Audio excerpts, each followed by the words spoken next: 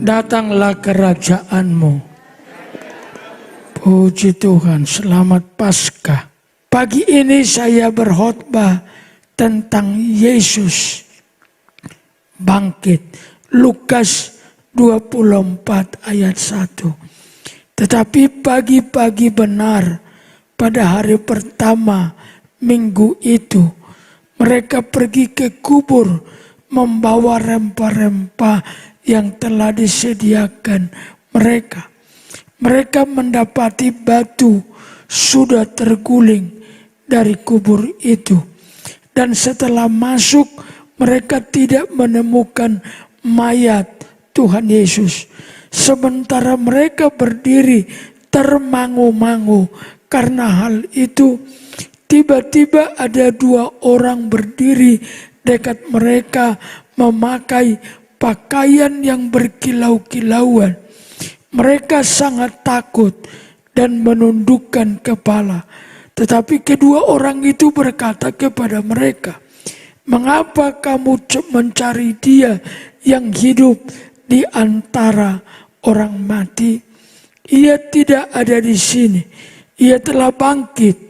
Ingatlah apa yang dikatakannya kepada kamu ketika Ia masih di Galilea, yaitu bahwa Anak Manusia harus diserahkan ke tangan orang-orang berdosa dan disalibkan dan akan dibangkitkan pada hari ketiga." Maka teringatlah mereka akan perkataan Yesus. Hari ini hari Paskah. Paskah adalah hari pembebasan. Paskah adalah hari kemenangan. Saudara-saudara, secara Paskah adalah pelepasan orang Israel dari Mesir ke tanah Kanaan. Ada harga yang begitu mahal harus dibayar Firaun dan bangsanya atas kelepasan Israel dari Mesir. Maka Paskah adalah pembebasan. Paskah adalah kemenangan. Paskah adalah kehidupan. Bersyukur ada Paskah. Kalau tidak ada Paskah, manusia tetap hidup dalam dosanya. 1 Korintus 15:17 berkata, "Dan jika Kristus tidak dibangkitkan, sia-sialah kepercayaan kamu dan kamu masih hidup dalam dosamu." Maka Paskah itu adalah tanda dimulainya kehidupan yang baru. Tidak ada kelepasan tanpa Paskah. Semua masih akan hidup dalam dosanya kalau Kristus tidak dibangkitkan. Itulah sebabnya gereja Tuhan berkeputusan memindahkan ibadah Sabat menjadi ibadah Minggu. Kenapa kita orang Kristen memilih ibadahnya hari Minggu? Karena Paskah. Kalau tidak ada Paskah, ayat itu tadi berkata, kita tetap hidup di dalam dosa. Hari Sabtu, Yesus masih dikubur. Maka tidak ada arti kita beribadah. Tapi setelah Kristus bangkit, kita menjadi anak-anak Tuhan. Kita memulai hidup yang baru di dalam Tuhan. Maka 2 Korintus 5:17 berkata, jadi siapa yang ada di dalam Kristus, ia adalah ciptaan baru. yang lama sudah berlalu, sesungguhnya yang baru sudah datang. Kita adalah ciptaan baru. Yang lama sudah berlalu. Semua kebiasaan lama seharusnya sudah berlalu. Kehidupan yang lama seharusnya sudah berlalu. Kita ciptaan baru sejak Kristus bangkit dari antara orang mati. Pasca tanda dimulainya kehidupan yang baru. Maka Yesus juga berkata di Matius 28 ayat 18, kepadaku telah diberikan segala kuasa di sorga dan di bumi. Pasca adalah peralihan kekuasaan dari kegelapan kepada Kristus. Sejak Yesus bangkit, kematian sudah dilumpuhkan. Sejak Pasca, semua kuasa maut sudah ditiadakan. Kristus bangkit, ada hidup yang baru. Pandanglah kekristenan dengan cara pandang Alkitab. Bapak Ibu, kita semua, saudara-saudara, juga kita semua sudah ciptaan yang baru. Hiduplah dalam hidup yang baru. Berkata-katalah dalam berkata-kata yang baru. Berpikirlah dengan cara yang baru. Jangan seperti dunia lagi. Hiduplah sebagai ciptaan yang baru di dalam Tuhan. Itulah Paskah. Tuhan Yesus memberikan kita kehidupan yang baru di dalam Beliau. Yang kedua, saya mau jelaskan, Paskah itu memastikan adanya hidup yang kekal. Kalau Kristus tidak bangkit, tidak ada hari esok. Kalau Yesus tidak bangkit, semua janji tentang masa depan tidak ada. Sebab apa yang bisa dilakukan orang yang mati? Kenapa kekristenan berbeda? Karena Tuhan kita hidup. Tuhan kita hidup. Tuhan kita hidup. Kematian tidak bisa tahan Yesus dikubur. Sebenarnya serdadu menjaga kubur itu. Kalau dia tahu, mereka tahu Yesus bangkit, mereka pasti akan tembak atau bunuh sekali lagi. Tapi Kristus tidak dapat dikalahkan oleh apapun.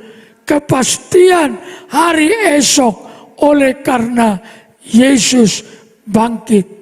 Jangan lagi ragu.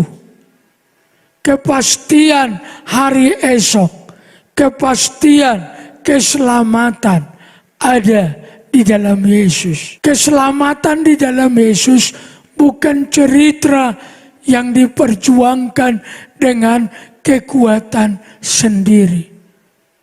Hanya karena Kristus mengalahkan maut, kita menang. 2 Timotius 1 ayat 9 berkata, Dialah yang menyelamatkan kita dan memanggil kita dengan panggilan kudus, bukan berdasarkan perbuatan kita, melainkan berdasarkan maksud dan kasih karunia-Nya sendiri yang telah dikaruniakan kepada kita dalam Kristus sebelum permulaan zaman, dan yang sekarang dinyatakan oleh kedatangan Juru Selamat kita, Yesus Kristus, yang oleh Injil telah mematahkan kuasa maut telah mematahkan kuasa maut dan mendatangkan hidup yang tidak dapat binasa. Kita punya kepastian tentang keselamatan kekal. Jadi kalau orang berkata, mengapa orang Kristen begitu yakin kalau dia mati pasti masuk surga? Kalau dunia kiamat pasti masuk surga. Karena Kristus sudah membayar lunas semua hutang dosa kita. Terpuji Tuhan yang memastikan adanya hidup yang kekal. Yang ketiga, kebangkitan Yesus memastikan bahwa Yesus dapat diandalkan. Tadi di bacaan kita saya sudah baca, sesungguhnya sebelum peristiwa kematian penyaliban, Yesus sudah bilang anak manusia harus diserahkan di ayat 7, yaitu bahwa anak manusia harus diserahkan ke tangan orang-orang berdosa dan disalibkan dan akan bangkit pada hari yang ketiga. Dengar, maka teringatlah mereka akan perkataan Yesus. Perkataan Yesus bisa diandalkan. Percayalah, setiap kalimat, setiap kata, setiap huruf di Alkitab dapat diandalkan. Tidak ada kecurangan dalam Alkitab. Tidak ada bohong di dalam Alkitab. Apa yang dikatakan Yesus sejak semula di Alkitab, semua dapat dipercaya. Ibrani 13 ayat 6. Sebab itu dengan yakin kita dapat berkata, Tuhan adalah penolongku. Aku tidak akan takut. Apakah yang dapat dilakukan manusia terhadap aku? Yesus dapat diandalkan sebagai penolong. Karena dia hidup. Kalau dia tidak hidup, apa yang diandalkan dari dunia orang mati? Jemaat Tuhan, pandang hari esok seperti yang dikatakan Alkitab. Banyak musuh memang yang mungkin hendak menjegal perjalanan hidup kita secara rohani atau secara jasmani. Tapi ingat, Yesus hidup. Lapor saja dengan Bapa yang hidup. Tuhan pasti tolong kita. Anak muda, setia kepada Tuhan. Yesus dapat diandalkan. Dia penolong yang sejati. Dia ada bersama kita. Dia Jehovah Sama yang selalu hadir bersama kita. Percayalah, Tuhan dapat diandalkan. Paskah yang keempat mengarahkan orang percaya kepada perkara yang di atas. Kolose 3 ayat 1. Karena itu, kalau kamu dibangkitkan bersama dengan Kristus, carilah perkara yang di atas, di mana Kristus duduk di sebelah kanan Allah. Pikirkanlah perkara yang di atas, bukan yang di bumi. Dengan kebangkitan Kristus, semua orang percaya dianjurkan Alkitab supaya pandangannya lebih fokus ke atas, ke surga, kepada Bapa, kepada Tuhan yang menyelamatkan kita. Tuhan Yesus, pikirkan perkara yang di atas. Pikirkan perkara sorga, jangan fokus ke dunia. Kalau kita fokus ke dunia, iman kita juga akan melempem. Tapi kalau kita fokus ke atas, maka iman kita akan dikuatkan. Itulah berita Paskah pagi ini. Yang pertama, oleh Paskah kita menjadi ciptaan yang baru. Jangan hidup lagi dalam kehidupan yang lama. Tuhan sudah selamatkan kita menjadi anak-anak Tuhan. Saudara-saudara, kalau tahu harga yang paling mahal menjadi orang Kristen adalah pindah posisi. Yang dulu anak kegelapan dipindahkan menjadi anak terang. Posisi kita berpindah. Itulah kekristenan. Kita ciptaan yang baru. Ada seringkali takut orang dengan kutuk keturunan. Dengar, sejak kita percaya apapun yang di atas kita, nenek moyang kita, dosanya, pelanggarannya, semua hukuman yang turun atasnya diputus oleh darah Yesus. Karena kita dipindahkan posisi menjadi ciptaan yang baru. Kita ini ciptaan yang baru. Yang kedua, Paskah memastikan adanya hidup yang kekal, adanya hari esok, ada pengharapan. Karena dia hidup. Saya sudah ulang-ulang katakan, tidak ada harapan di dunia orang mati. Kalau Yesus mati, nggak ada harapan apapun. Kita hanya beragama kalau Yesus tidak bangkit.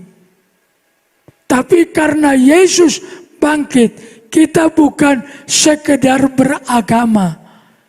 Kita bertuhan dan beragama. Yang bertuhan harus beragama. Ikut Tuhan harus tertib. Tertib hidupnya. Tertib perilakunya. Tertib sikapnya. Tertib perkataannya. Itu orang beragama. Jangan sesuka hati. Saya sudah jelaskan itu di awal tahun. Hiduplah dengan sepatutnya. Itulah yang beragama. Yang ketiga, saya sudah jelaskan. Paskah memastikan Yesus dapat diandalkan. Apapun yang saudara perlu, laporlah sama Tuhan. Tapi ada Yesus yang dapat diandalkan. Yang terakhir, Yesus bangkit. Kita diarahkan untuk selalu fokus perkara yang di atas. Jadi Yesus adalah Tuhan yang dapat dipercaya.